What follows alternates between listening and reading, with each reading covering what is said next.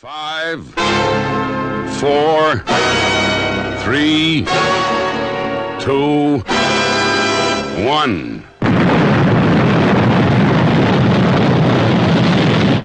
Thunderbirds are go. Muy buenas tardes, una vez más en No Solo Cine, aquí el que os habla, Bruto Pomeroy.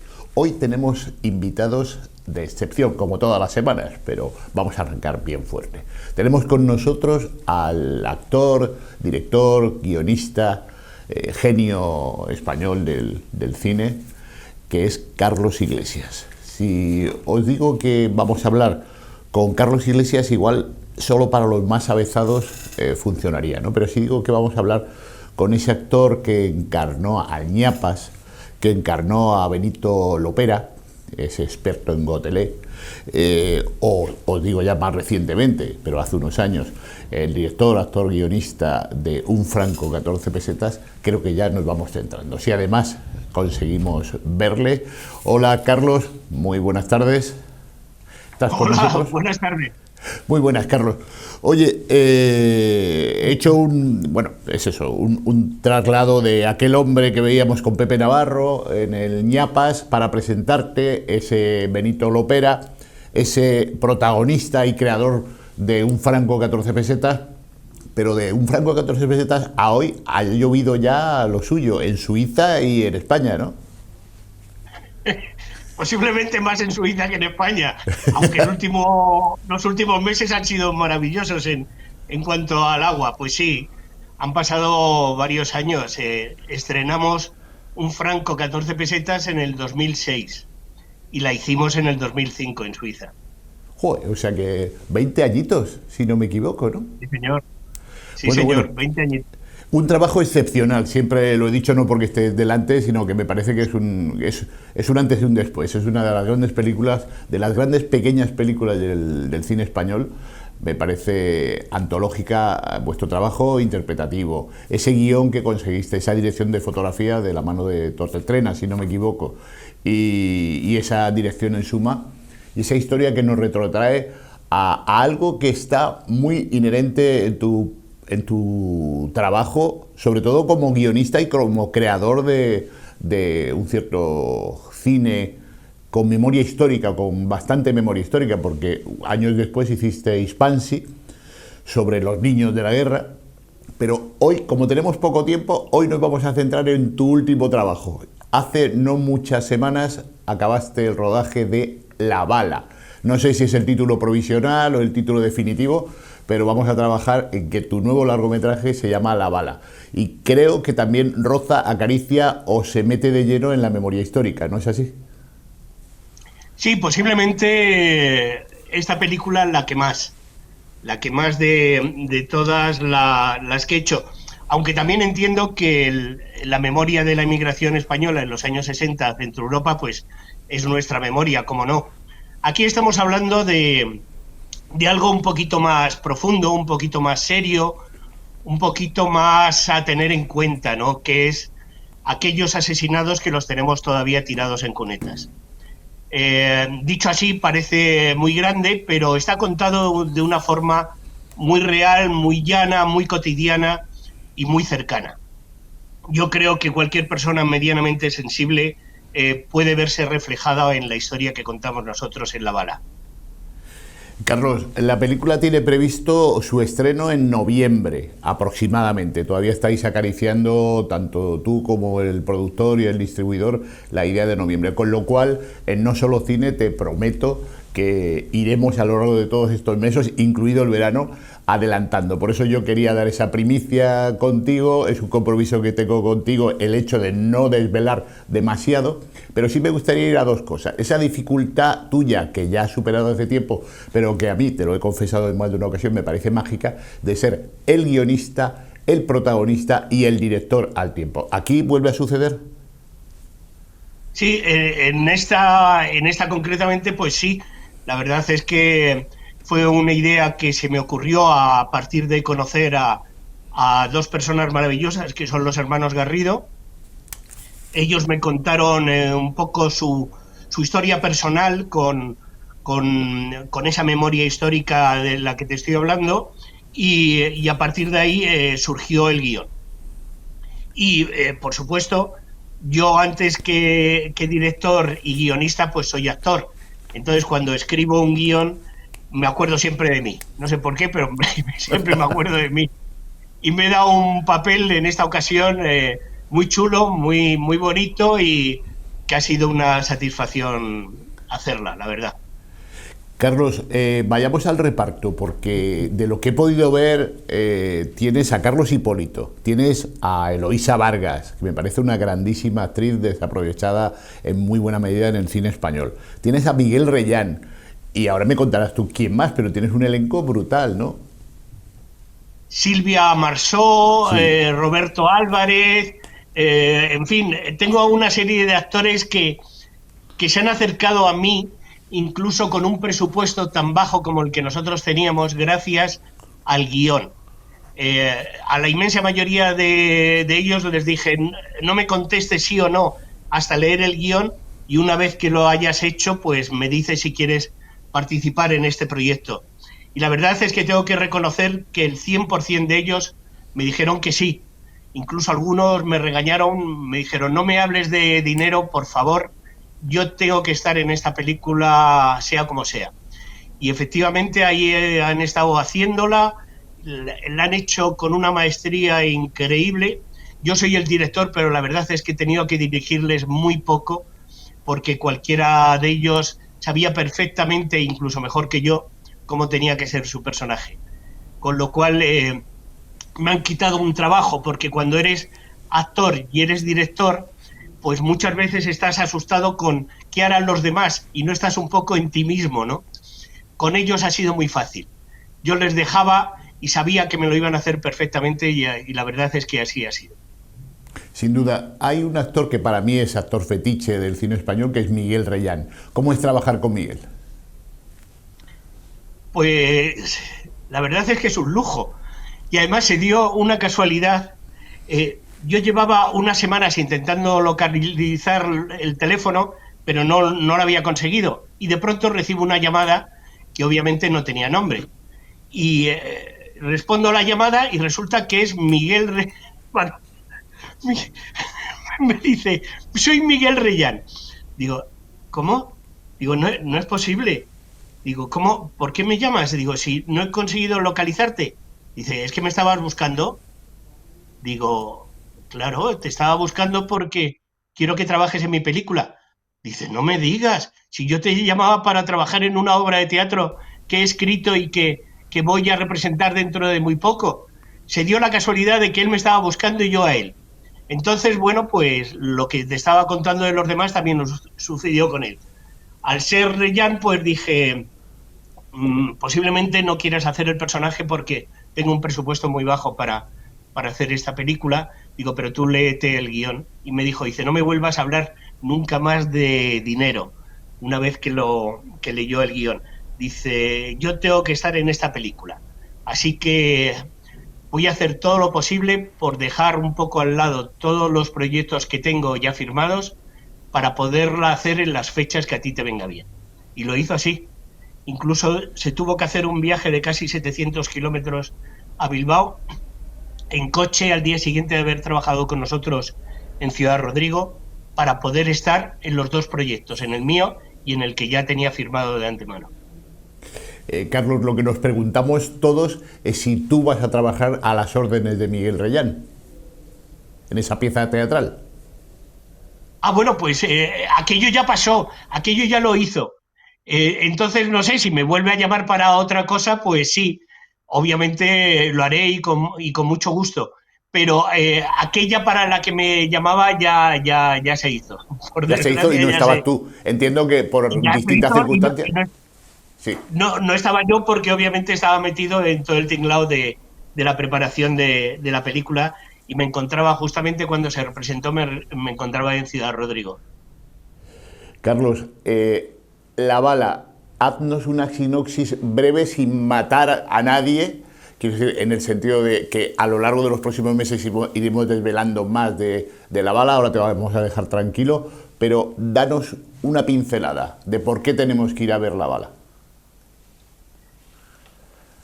Bueno, yo creo que hay que ver la bala, porque si no vemos nuestro cine, pues los americanos nos comerán, entre los americanos y el chino y los chinos nos comerán todo el tinglao y nos quedaremos sin contar nuestras historias. Eso para empezar, ¿no? Eh, Después creo que es una película necesaria porque sobre todo para nuestra juventud, es conveniente contar de dónde venimos, ¿no? Yo siempre lo digo antes de mis películas, tanto Un franco 14 pesetas, que hablaba sobre la emigración española en los años 60, como después Hispansi, que hablaba de los niños de la guerra que se mandó a la Unión Soviética, cuentan una parte de nuestra historia muy desconocida, o al menos desconocida cuando yo hice las películas, ¿no? En este caso ocurre un poco lo mismo. Hablamos de los enterrados en Rusia, en la División Azul, y otros enterrados que quedaron aquí. Pero contados desde el presente, no es una película de guerra ni muchísimo menos, contado desde el presente en una familia burguesa que se da una serie de circunstancias y que se encuentran con su propia realidad. Y eso es lo que contamos, como te decía, inspirado en un hecho real, el de los hermanos Garrido, que me contaron esta historia y me pareció absolutamente maravillosa, y a los que les tengo que estar muy agradecido por haber podido hacer este guión. Pues Carlos, no te digo nada más. Haremos todo lo posible por hacer un preestreno de esa película aquí en la Bahía Gaditana, de la mano de la Escuela de Cine de la Universidad de Cádiz o de quien sea. Pero la historia es que tengo muchas ganas de ver esa película y no es un placer onanista solo. Quiero que los que nos están viendo disfruten de tu trabajo y que la bala de aquí a noviembre vamos a estar comiéndonos las uñas con ganas de verla. Muchísimas gracias, Carlos, y hasta dentro de unos días, que volveré a llamarte para que nos adelantes el trabajo con otros actores o pinceladas, como te fue con Silvia Marsó, o pinceladas de la bala, que nos harán eso, ir diciendo, pero ¿cuándo voy a ver la bala? Carlos, muchísimas gracias. Muchísimas gracias a vosotros por el interés. Muchísimas gracias. Bueno, y ahora Dani, mi técnico, me va a decir quién tenemos, porque como esto es directo absoluto, quién podemos entrevistar ahora de nuestros 5 invitados de hoy. Pero en todo caso, tenemos a Carles Montiel. Muy buenas tardes. Carles, un placer. Hola, bueno. ¿Qué tal? ¿Qué tal, Bruno? Bueno, muy bien. Flamante nuevo director del International South Festival de series, el South Series, ¿no? Carles, se hizo público muy recientemente que eres el nuevo director. Es felicitarte porque tú ya integras desde sus orígenes, va a ser la tercera edición, integras el equipo de dirección del South, que eligió en su momento a Cádiz como lugar de disfrute, ¿no? De disfrute televisivo, de pantallas, llamémosle cinematográfico, porque siempre yo por lo menos cuando hablo de televisión, cuando hablas de plataformas, cuando hablas de series, bueno, soy miembro de la Academia de Cine en Madrid y siempre estoy diciendo, soy de los que piensa que quedarnos en el cine con 4 letras y que no consideremos a las series es un error. Pero bueno, de momento no he podido conseguir convencer al equipo directivo y eso habrá que llevarlo a la asamblea en algún momento, ¿no? Pero es otra discusión. En todo caso, como te decía, de momento habéis cambiado las fechas o cuéntanos qué fechas va a ser esta tercera edición en este año. Sí, pues este año primero sí, hemos cambiado las fechas, vamos del 12 al 17 de septiembre. La razón, básicamente, bueno, hay diversas razones. Básicamente hay una razón técnica y una razón también de quizás mejor encajar en todo ese puzzle de series, de festivales que hay desde que comienza septiembre hasta prácticamente final de año, pues encajar mejor el festival. También porque las series van a ser proyectadas en el Teatro Falla, también en el Títere, y entonces pues bueno, eso también nos hacía mucha ilusión. Siempre desde el primer año también lo estuvimos valorando, lo estuvimos intentando. Al final nos quedamos concentrados en el Palacio de Congresos pero este año, pues bueno, hemos visto esa posibilidad y nos hace muchísima ilusión además ir al Falla. Así que, y bueno, y al Títere, que también es un teatro maravilloso, con otras dimensiones, pero maravilloso. Y nada, pues del 12 al 17 de septiembre va a ser esto. Bueno, Carles Montiel, ir al Falla en Cádiz es eso, es vestirse de gala, ¿no? La alfombra roja va a ser monumental en esa plaza exterior y en el interior del Falla. Qué bien, yo sé que tú querías desde el principio que fuera el Falla.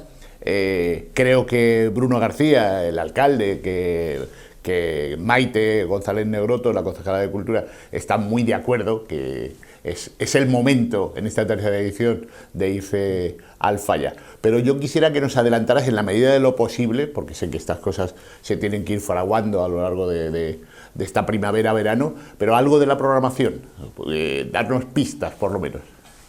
Bueno, todavía nombres es un poquito pronto porque incluso aunque algunas prácticamente están confirmadas, todavía técnicamente no podemos acabar de confirmarlas porque algunas son series que se están rodando en estos momentos o que están en postproducción y siempre puede haber algún imprevisto o siempre puede surgir algún tipo de situación que lo llegue a impedir, pero sí te puedo decir un poco, pues bueno, hay una serie canadiense maravillosa que vamos a tener, del Quebec. Esta está confirmada al 100% porque está acabada y la hemos visto entera y es un thriller maravilloso. Todavía dejo para la semana, para junio, cuando haremos una primera rueda de prensa en la cual espero pues poder comunicarla. ¿No? Sí.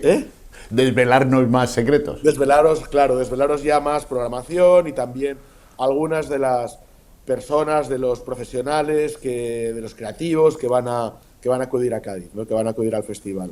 Pero bueno, vamos a tener más o menos, un poco como todos los años, un 50% de series en español, que no quiere decir que sean de España, pero pueden ser también de México, de Argentina.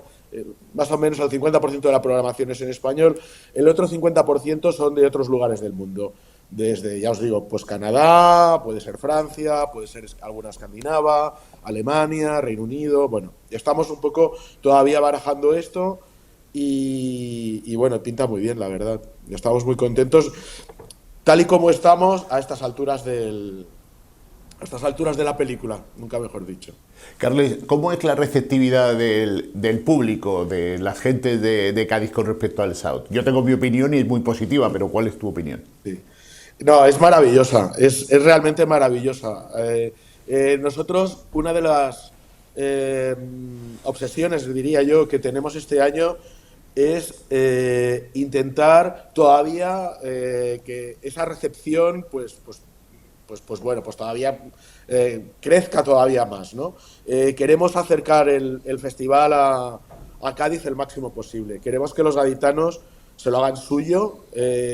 Es verdad que en una primera edición pues todavía pues bueno, es una novedad y no sabes muy bien qué duración va a tener esto, qué continuidad va a tener. Ya esta va a ser la tercera. Yo creo que empezamos a consolidar el festival y es un festival para los gaditanos. O sea, lo hacemos pensando en ellos, lo hacemos pensando en el disfrute, en que tengan pues ese privilegio, pequeño privilegio de poder disfrutar de ciertas series antes que nadie, y después también obviamente pues ver talento, ver creativos, ver profesionales de la industria que van a venir a Cádiz, que van a disfrutar de Cádiz y también de la hospitalidad de Cádiz, ¿no? Carles, una pregunta. Hace unas semanas ya se hacía público que Málaga va a albergar la Comic Con de San Diego, que por primera vez sale de San Diego, sale de Estados Unidos, porque en Estados Unidos se ha hecho en distintos lugares, pero esa franquicia sale y se instala curiosamente en Málaga, que es, en mi opinión, la capital cultural de Andalucía, sin duda, y desde hace ya mucho tiempo, ¿no? ¿Crees que se pueden apoyar, o tú me cuidas, yo te cuido, porque en fechas estáis muy cercanos, no os pisáis, pero estáis muy cercanos? Tenemos pendiente una conversación para esto, o sea, ya ha habido alguna conversación y sí queremos de alguna manera acabar, pues bueno, colaborando, ligando, ya no solamente tampoco con la Comic Con, sino con el resto de festivales andaluces, bueno, especialmente, pues por ejemplo, con Alcances, que es un festival maravilloso que tiene una historia en Cádiz, bueno, muy extensa, pues vamos a colaborar, porque además tiene una organización excelente y nos entendemos muy bien y creo que vamos a poder hacer muchas cosas en el presente y en el futuro. Después con otros festivales, pues como con el de Sevilla, también estamos dialogando para poder colaborar ya a partir de este año. Y bueno, claro, la Comic Con en Málaga es que es algo muy, muy nuevo.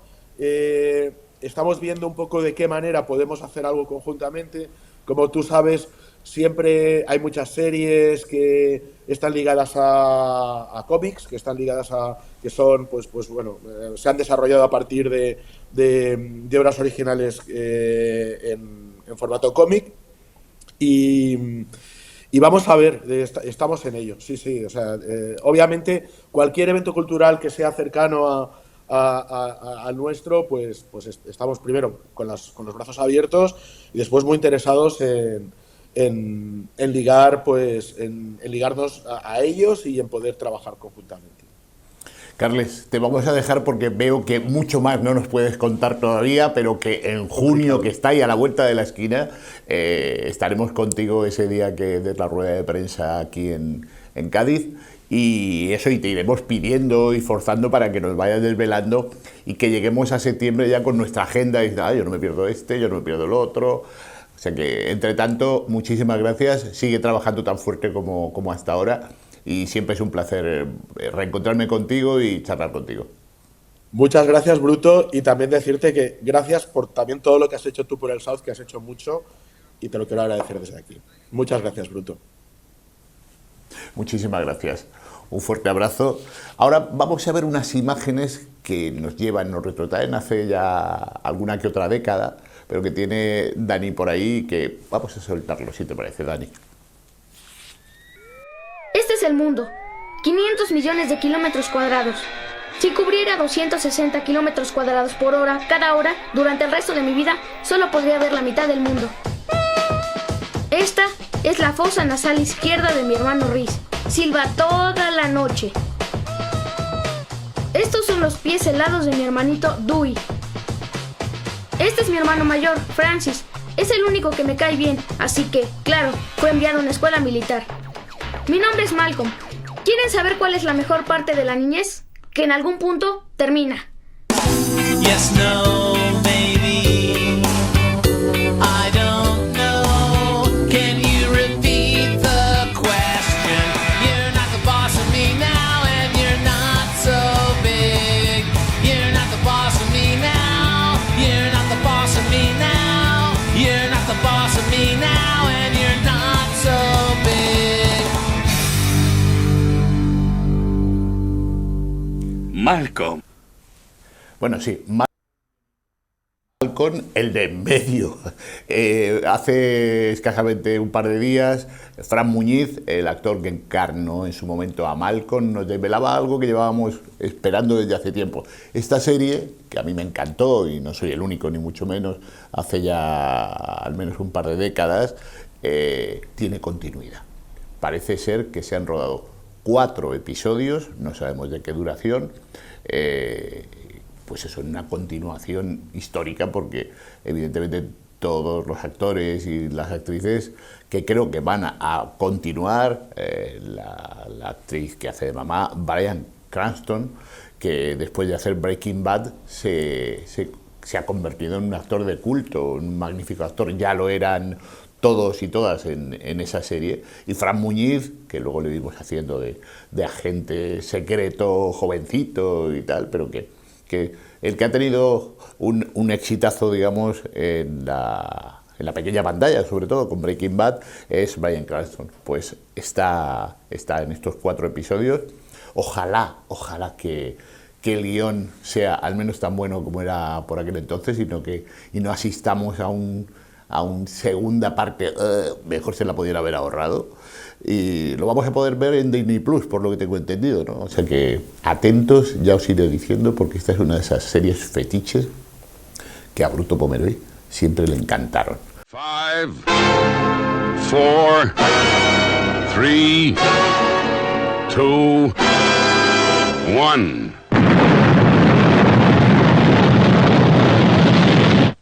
Thunderbirds are go. 5, 4, 3, 2, 1.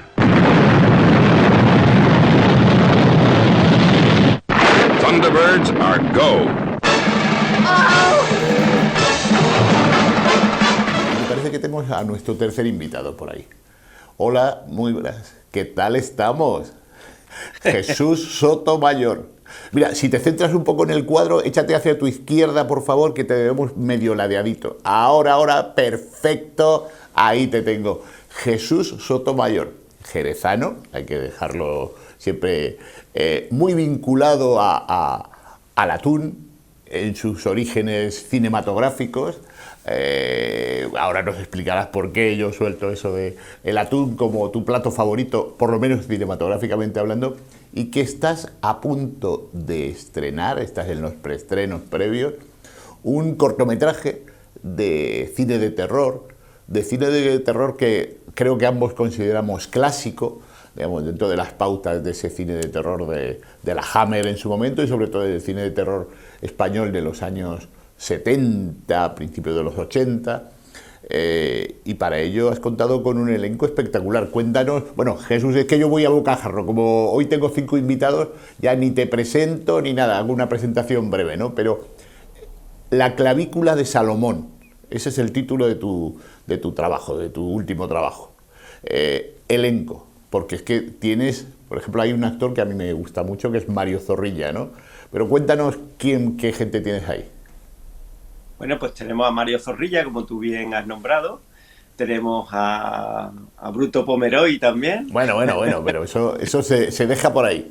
Un papelito de nada para no perdérmelo, ¿no?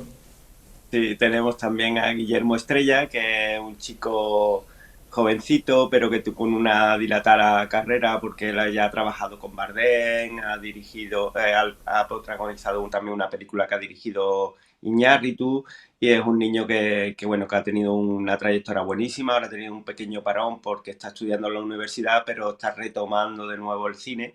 Y bueno, detrás de... El chiringuito de Pepe. Sí, bueno, hizo el chiringuito de Pepe, ha sido niño Disney también para Sí. la plataforma de Disney. Y es que bueno, a Guillermo le quiero mucho porque cuando no le conocía personalmente y vi esa espléndida serie de humor que es El chiringuito de Pepe, salía un chiquillo, que ahora ya es un hombre, ¿no? Un chiquillo angelical, que decía muy bien el texto, que encandilaba, digamos, a la cámara, y años después, gracias precisamente a tu participación, pude conocer a Paz, a su representante, y a él, ¿no? que es un encanto, y ahora poder disfrutar de una interpretación ya adulta, ¿no? de él. ¿Quiénes más tenemos? Marta Escalante, que es una niña jovencísima que está empezando ahora su carrera en el cine, y bueno, va un poquito de mi mano, porque es una niña con la que convivo, porque es la hija de mi actual mujer, mi actual pareja, y conozco muy bien y sé muy bien hasta dónde puede llegar. Y le he ofrecido este papel. Todo el mundo decía, bueno, incluso hasta la madre decía, Jesús, ¿tú confías en lo que va a hacer Marta? Y yo le he dicho, sí, con toda seguridad, porque además Marta yo la conozco, ya he hecho cositas con ella y sé que es una niña que entra perfectamente en el papel, y le he querido dar esa oportunidad porque sé que lo iba a hacer muy bien y no me ha defraudado. Y bueno, tenemos también a Mario Zorrilla, que no he nombrado un poco su currículum, pero para el espectador que no lo conozca, que sepa que Mario Zorrilla ha trabajado en El laberinto del fauno, ha trabajado en La promesa, ha trabajado en Puente Viejo, en series míticas de televisión, que nos han tenido, ha estado delante de la pantalla durante muchísimo tiempo en esas series. Jesús, perdona que te interrumpa. Dentro del elenco hay una actriz fetiche que el que nos esté escuchando, que se vaya a su móvil, porque ahora mismo no podemos facilitar fotos de ella, y que la busque, ¿no? ¿De quién estoy hablando? Hombre, de Lonen Fleming, no nos podíamos olvidar de ella. Lonen Fleming es una actriz de los años 60-70 que, bueno, que era un mito en su época. Ha trabajado con casi todos los grandes actores españoles, pero también ha trabajado fuera de España en películas internacionales de terror, sobre todo de terror. Y Lonen, pues, bueno, se casó con un gran director de cine español que ha dirigido muchísimas películas, que es Mario, creo que se llama Eugenio Mario, Martín. ¿no? Sí, Exactamente, sí, Martín, sí. es que no recordaba su nombre exactamente. Y bueno, Lone ha tenido una trayectoria increíble en el cine y ya está bastante mayorcita, pero la mujer con su cabeza en su sitio para poder interpretar cualquier papel. No, ella, No ella, ella, 79 años no es una gran edad. Ella es la que confiesa, no es de las actrices que dice, oye, no tengo edad. Tiene 79.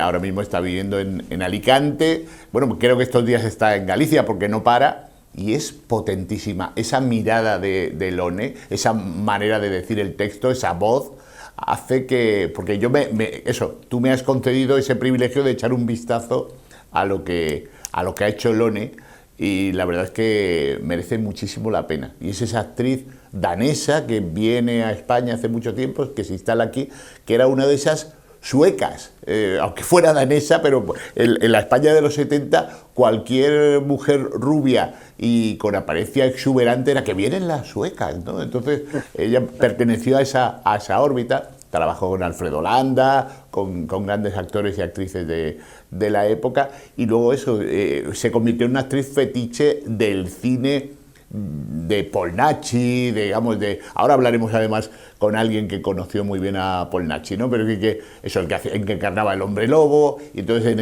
ese tipo de cine, de la apertura, donde ya a la gente de mi generación ver un medio culillo era como decir, era la excusa perfecta para educarnos sexualmente en esa España de los 70, ¿no? Así salimos de mal educados, algunos sobre todo, ¿no? Y bueno, oye, ¿qué camino va a llevar el cortometraje? Bueno, el cortometraje pues aspira a llegar a Sitges como buena película, un cortometraje de terror en su sección de cortometraje, y de ahí pues si en Sitges nos reciben y entramos a concurso, pues esperamos que tenga ya un recorrido en diferentes festivales. Ese es el objetivo principal nuestro del corto, es ponerlo e intentar pues conseguir algunos que otros premios y que se reconozca el trabajo de todo el equipo que ha participado en el rodaje de esta película, que ha sido un equipo bastante amplio y de grandísimo. Ahí quería yo llegar. Hemos hablado de equipo, de elenco, pero el equipo para un cortometraje además, que siempre dices, bueno, pues eso, has tenido a Pablo de la Morena como productor, como el hombre que ha puesto el dinero. Yo financio este cortometraje, y luego tienes un equipo espectacular, tanto en maquillaje, en vestuario, has hecho un making, en foto fija, en dirección de fotografía. Háblanos brevemente, porque nos quedamos ya sin tiempo y tenemos a Paco Piniella esperándonos, pero danos un poco esas pautas de esos colaboradores tuyos. Bueno, pues en este equipo se ha sumado gente de muchísimo nivel, como por ejemplo José Luis Osorio, que es el que ha desarrollado todos los props para el tema de la Sociedad de la Nieve de Bayona. Ha trabajado con nosotros el director de fotografía Miguel Gil, que es un buen director de fotografía. Manolo Gil. Eso, Manolo Gil, que ha dirigido hasta el último detalle de iluminación, de composición de la película. La fotografía, la verdad es que está muy cuidada. Luego el colorista, que es Jesús Martínez, que es un fantástico colorista, trabaja con la postproducción de maravilla. Y bueno, la banda sonora de Merche Carriosco. Bueno, ha trabajado en un equipo espectacular de personas entregadísimas. El vestuario, tenemos a José Herrera y a su pareja, que son espectaculares, son diseñadores súper creativos. Yo nada más que le llevé el guión y ya supieron perfectamente encajar la ropa de cada personaje. Luego tenemos también en tema de fotografía también el equipo de fotografía a Dani Traverso, que es un tío espectacular con la cámara. Y bueno, te puedo hablar que desde el primero hasta el último han trabajado espectacular en producción. Has estado tú también echándonos una mano junto con Paz, con mi mujer, que también nos ha estado ayudando en producción, algo bastante complejo para pedir los permisos, los sitios donde rodar, etcétera, etcétera. Agradecer a la Guardia Civil, yo creo. Tienes que agradecer bastante la colaboración de la Guardia Civil, y es bueno decirlo, ¿no? Sí, sí, bueno, la Guardia Civil se ha portado con nosotros de maravilla, porque nosotros solicitamos la ayuda de la Guardia Civil, de utilizar su imagen para en una de las escenas, cuando aparece un cadáver, pues está presente todo lo que es el despliegue que la Guardia Civil se desarrolla cuando se encuentra un cadáver, ¿no? Sí, Entonces, uniformes, bueno, asesoramiento, coches, vehículos de la Guardia Civil, ¿no? claro, claro, porque nosotros lo hemos querido hacer lo más creíble, lo más real posible, y ahí la colaboración ha sido muy necesaria. Y la Bueno, verdad que Jesús, te tenemos que dejar. Otro día volveremos a hablar de la clavícula de Salomón, recordar el trabajo en foto fija de Constantin Bravo. Y Sí. como tú decías, Merche Corisco ha puesto la banda sonora, que es una cantante espectacular y es gaditana. O sea que, Jesús Sotomayor, esperamos con fruición ver la clavícula de Salomón y en unos días volveremos a hablar contigo, ¿te parece? Me parece fantástico a tu Bueno. disposición. Un fuerte abrazo. Ahora creo que tenemos con nosotros, si Dani me lo permite, a Paco Piniella. Paco Piniella, muy buenas tardes. Un placer tenerte en No Solo Cine. Mira, Hola, ¿qué tal? quería presentarte brevemente. Eres catedrático de Ciencias y Técnicas de la Navegación. Estudia usted, digamos, capacitado en lo que es el mundo de la náutica. Y ha sido marino mercante, según me facilitaban, durante 9 años, si no me equivoco, ¿no? Aproximadamente. Pero hoy te tenemos aquí por algo que hace unas semanas me llamó la atención, que Las líneas del silencio es, si no me equivoco, tu primera novela. Puede ser que yo me esté equivocando, por lo menos la primera novela publicada. Es una novela que, según mi compañera del Diario de Cádiz, maravillosa Tamara García, habla de la capacidad de supervivencia. He de reconocer que no he leído la novela, entonces no soy de esos que se agarra, sino no la he leído todavía, pero Tamara habla de la capacidad de supervivencia y que habla también sobre el fracaso de las utopías. Bienvenido a No Solo Cine, Paco Pinilla, gracias por estar aquí. ¿Por qué? La pregunta inicial sería, ¿por qué esta novela, Las líneas del silencio? Bueno, las líneas del silencio tienen mucho de historias familiares, ¿no? De historias familiares que yo he vivido. Y es una novela de ficción, por supuesto, pero es una novela en la que hay muchas historias que ocurrieron y que yo conocí. Algunas son parte de la ficción y es una historia de generaciones que transcurre pues desde principios del siglo XX en Argentina, pasando por la Guerra Civil en España, la Segunda Guerra Mundial en la Unión Soviética y finaliza con la invasión de Ucrania. O sea, que es un periodo bastante largo en el que, bueno, sobre todo es prima el instinto de supervivencia, ¿no? El instinto de supervivencia de cómo las personas ante lo que va ocurriendo pues van generando esa supervivencia que los hace sobrevivir, ¿no? Es decir, de hecho, la contraportada del libro, bueno, que lo tengo aquí, lo voy a enseñar porque ya también hay que enseñarlo. La contraportada del libro dice Isabel González despide en el puerto de Cádiz a su marido Juan Pellegrini, marino del Cabo San Agustín, un gran barco que mantiene líneas regular con varios puertos americanos. Es el sábado 11 de julio de 1936. Ya con ese dato os podéis imaginar cómo transcurre esa historia, ¿no?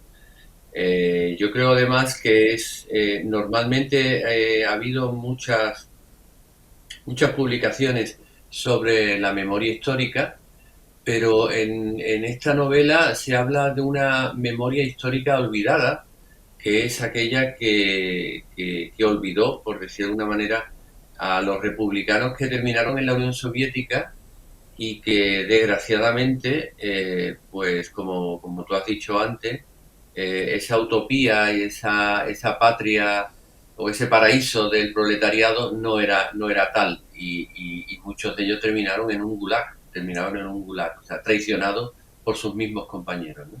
Esa es un poco la filosofía. Yo te decía antes, cuando hablábamos antes de esta entrevista, que como tu programa es de cine, que efectivamente la novela es muy cinematográfica. Yo aquí me ofrezco a que pueda ser, incluso ten en cuenta además que cada capítulo tiene un escenario físico y cada capítulo tiene un escenario temporal, de forma que al final son como fichas de puzzle que el lector al final ya cierra un poco la historia, ¿no? Creando un poco expectativa, como esos capítulos de las series de Netflix, ¿no? Que terminan y tú estás deseando que venga el siguiente, ¿no? Paco Pinilla, estamos hablando de supervivencia y a uno se le viene a la cabeza, evidentemente, como periodista que soy, lo más inmediato: Gaza y Ucrania. Tienes una vinculación familiar con Ucrania, si no me equivoco. Sí, efectivamente. Y de hecho, bueno, hay la parte final en la que, como te digo, las generaciones se van transcurriendo a lo largo de la novela, y el final es precisamente esa paradoja, ¿no? De alguien que estuvo luchando en la Unión Soviética contra los alemanes, de pronto vea que a sus nietos son bombardeados por ese mismo ejército ruso, ¿no? O sea, es una paradoja, ¿no? Y cómo además, una de las cosas que también he querido, por lo menos, transmitir en la novela, es que cómo todo se repite, ¿no? Todo se repite. Se repite en las guerras, se repite en los exilios, se repiten ese tipo de invasiones de un país a otro. Un poco que no tenemos remedio, ¿no? Volvemos a caer en los mismos errores. Paco Pinilla, se nos acaba el tiempo, muchísimas gracias. Seguiremos tu trayectoria. Solo hacerte una pregunta: ¿hay segunda novela de tu mano? ¿Hay algo en la cabeza que flota o es una anécdota?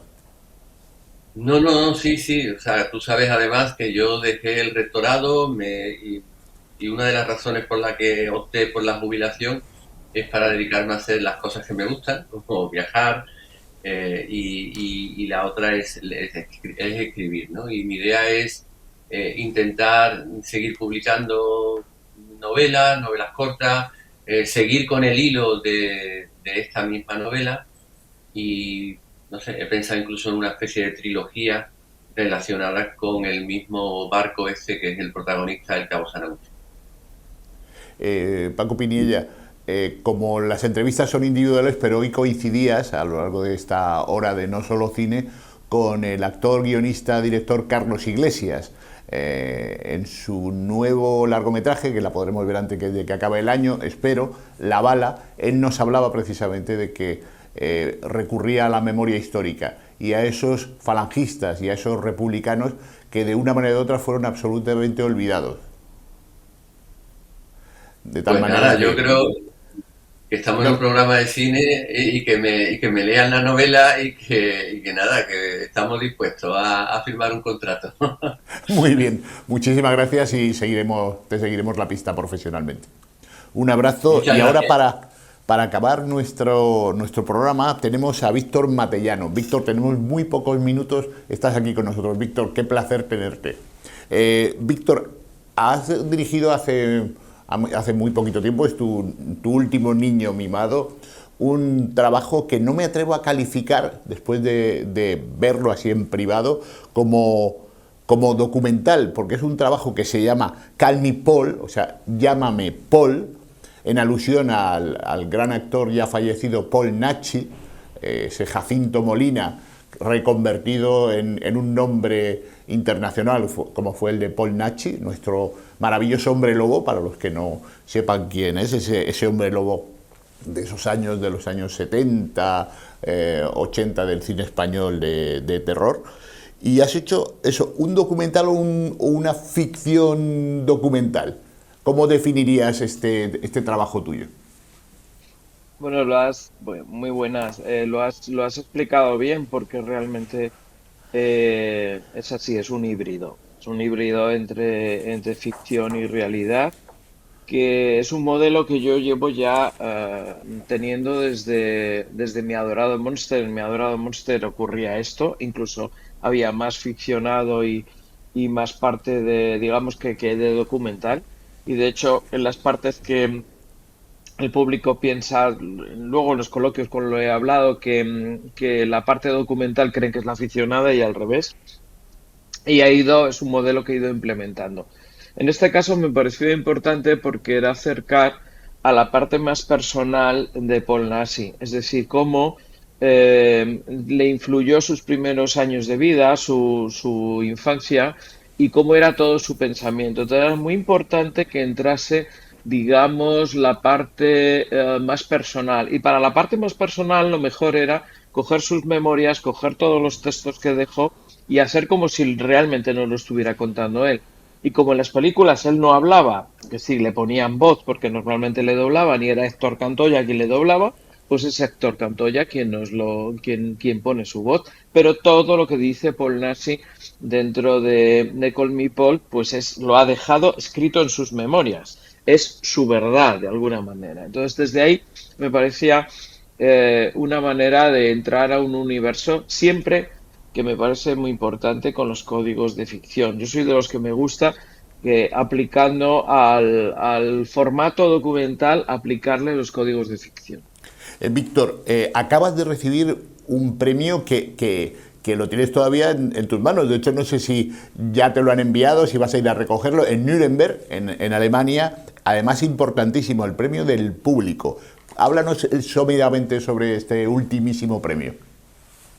Vale, es el Weekend of Horrors de allí, en Alemania, y estamos muy contentos, no solo porque sea el premio del público, sino porque no existe premio del jurado en ese festival, o sea que de facto es el premio a la mejor película. Y esto es a lo que me remito otra vez justo a lo que me estabas preguntando. Es muy interesante porque no había sección de documental y sección de ficción. De repente les ha gustado más que que otras películas de ficción, con lo cual nos refuerza esa teoría de que Call Me Paul está en una frontera completamente diferente. Estamos muy contentos y bueno, ahora se va a ver, estamos haciendo bolos por diferentes ciudades y ahora muy en breve se va a ver en ciudades como Barcelona, Bilbao o el caso de Valladolid y muy pronto Zaragoza. Muchísimas gracias, Víctor Matellano. Antes de despedirnos, comentaros alguna noticia somera de los últimos días. Luis Alberto de Cuenca, el gran poeta, el que fue director de la Biblioteca Nacional, fue secretario de Estado de Cultura con Aznar, ha sido galardonado con el premio Reina Sofía de Poesía.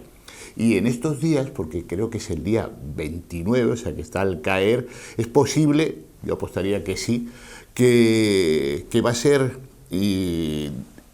nombrado por la Real Academia Española, pues eso, conseguir su puesto en la Real Academia y tener un sillón allí, que creo que se lo merece. También hay en Medina del Campo, en Valladolid, del 30 de mayo al 1 de junio, el primer encuentro nacional del juguete.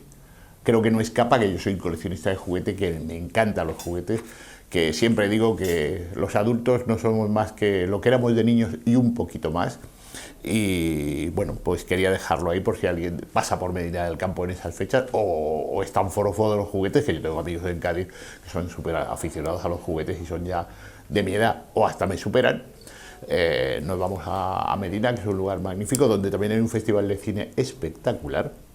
Es un referente del cortometraje español y a echar un vistazo al juguete. a este encuentro nacional de juguetes. Y ya para acabar, alguna noticia más, que es que la serie mítica Star Trek va a tener nueva temporada a partir del 17 de julio y que la responsable vuelve a ser la Paramount. En original ya veremos aquí qué plataforma o dónde podemos verla en nuestros lares. Sin más, yo creo que me queda muy poquito tiempo para deciros que, bueno, nos estamos adentrando en el verano. Eso nos va a traer muchísimas alegrías a la Bahía Gaditana, en este caso, que vuelva a ser el responsable de ese cine de verano en Los Toruños, en Valdelagrana, y que vamos a tener durante los meses de julio y agosto una programación semanal espectacular, siempre de cine con estrellas. Y no es un bluff, es que vienen sus directoras o sus directores, sus guionistas, sus actrices, sus actores a estar con el público allí en bañador o a la fresquita o disfrutando de un maravilloso verano. Y bueno, vamos a tener 8 pelis, una por semana, los jueves a partir de las 10 de la noche. Vamos a disfrutar de ese cine de verano, presentado por el que os habla, por Bruto Pomeroy, pero sobre todo yo seré el que menos. Pero esta noche, por ejemplo, os voy a adelantar algo. Esta noche, porque somos los dos súper madrugadores, no sé, en ese límite entre amaneciendo y no amaneciendo, Alexis Morante estará con nosotros con su última película, Es el enemigo, entre interrogaciones, la película de Gila. Y bueno, ese es un adelanto de algo que él y yo estábamos negociando. Oye, ¿en el mes de julio puedes estar? Sí, estaré contigo. O sea que... ¡Achis! Un estornudo tenía que quedar en los últimos segundos y sin más, no sé cuánto nos queda, Dani, pero nos queda muy poquito tiempo, ¿no? Pues nos vamos y hasta la semana que viene en No Solo Cine. 5, 4, 3, 2, 1.